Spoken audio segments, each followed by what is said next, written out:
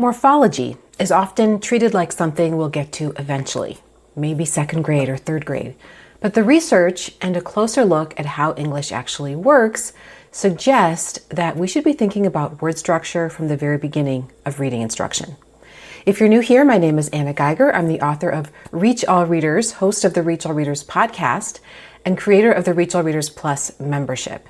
And I'm here to help you bridge the gap between what we know from reading research and what you do in your classroom every day. Today we're talking about morphology, what it is, when to start teaching it, and what morphology instruction can look like even in kindergarten. Morphology is the study of the structure of words.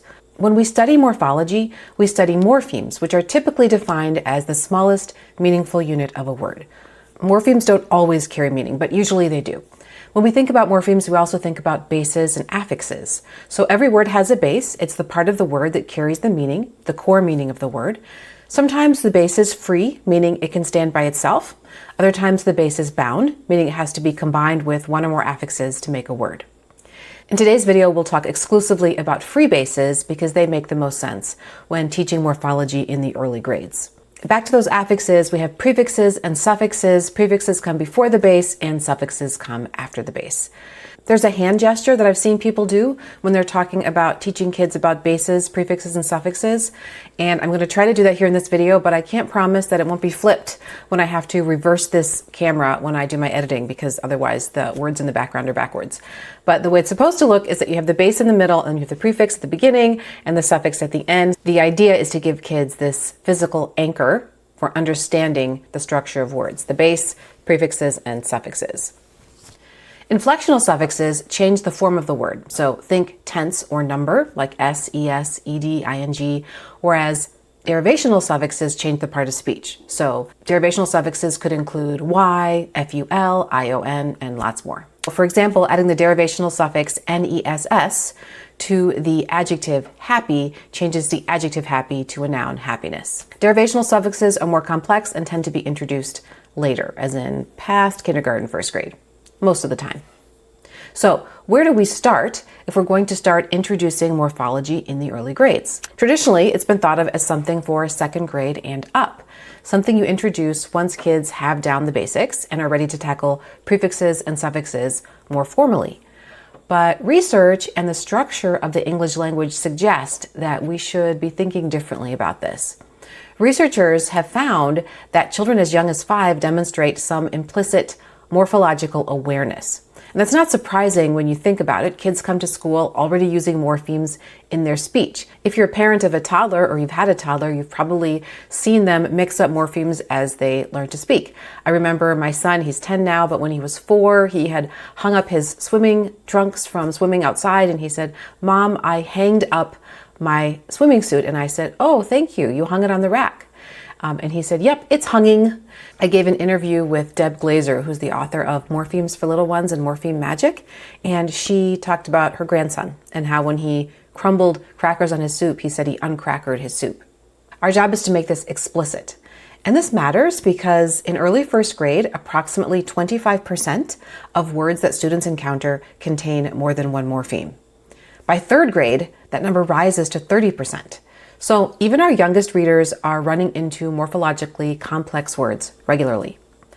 Research shows that morphological awareness helps with reading, spelling, and comprehension, and teaching it improves outcomes for all learners, including those who struggle. So the implication is pretty clear. We should be building this foundation of morphology early. And if you missed my video about what morphology is, make sure you check that out if any of this is a little unclear. So moving on now, what does early morphology instruction look like? We can absolutely teach the concept of a base, prefix, and suffix in kindergarten.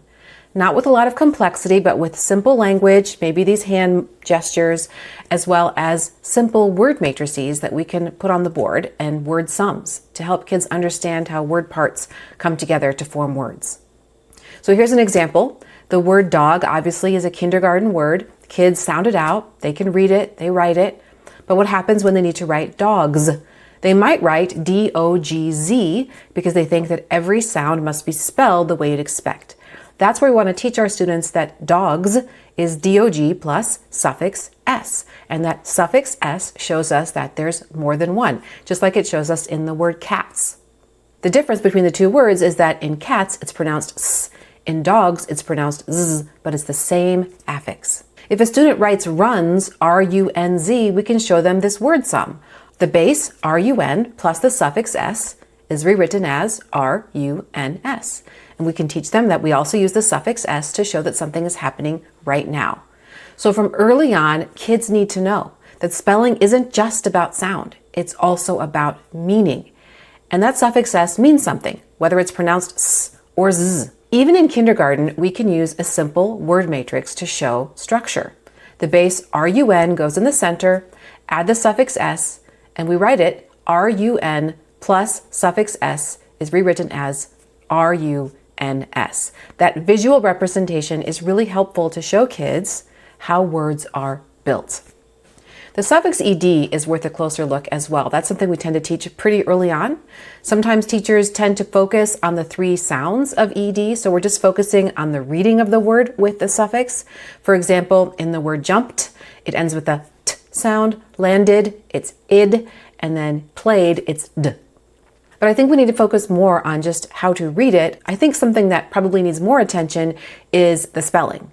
So if we show students that play plus ed gives us played, and jump plus ed gives us jumped, and kick plus ed gives us kicked, and we talk about how all those words show that something happened in the past, we can show our students that ed is a unit of meaning. When we have kids map words, which I think is a wonderful thing to be doing beginning in kindergarten. So for example, with the word land, we would map it like this. L-A-N-D.